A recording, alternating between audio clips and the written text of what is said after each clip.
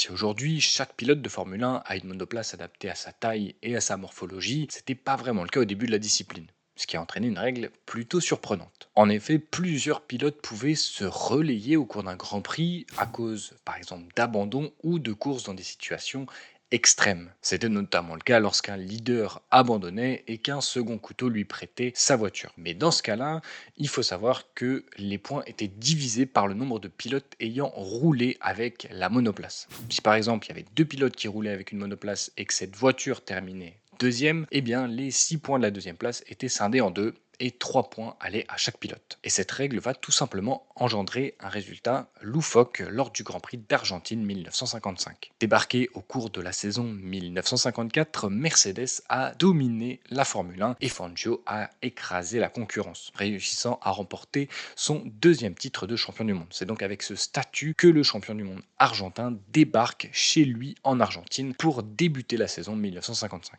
On est le 16 janvier, en plein mois d'été, dans ce pays d'hémisphère sud. Les pilotes vont rouler 3 heures autour du circuit mesurant 3,9 km et c'est finalement l'autre star argentine qui signe la pole position en la personne de José Froilán González. Le dimanche, jour de course, on trouve des températures abominables. 40 degrés au soleil, 35 à l'ombre, 55 sur la piste. Mais c'est pas ça qui va décourager les pilotes, prenant le départ avec pas mal de glace dans les voitures. Si Alberto Ascari prend la tête au départ, c'est finalement Juan Manuel Fangio qui va mener à la fin du premier tour. Et 3 pilotes vont se battre justement pour cette tête du Grand Prix, Fangio, Ascari et José Froilán González, avant que la chaleur ne vienne jouer des siennes et définir le classement final. Au bout du 30e tour, Nino Farina, champion du monde 1950, s'arrête à son stand pour demander à être relayé.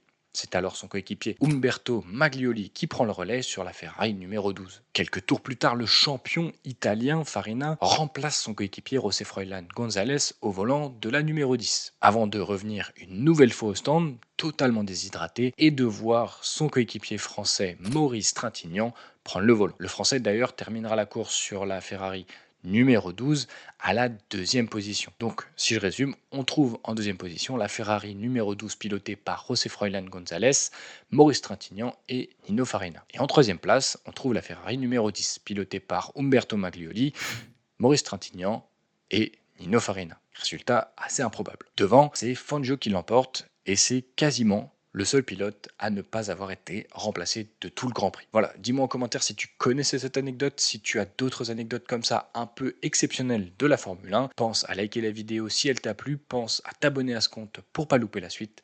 Et moi je te dis à la prochaine, ciao.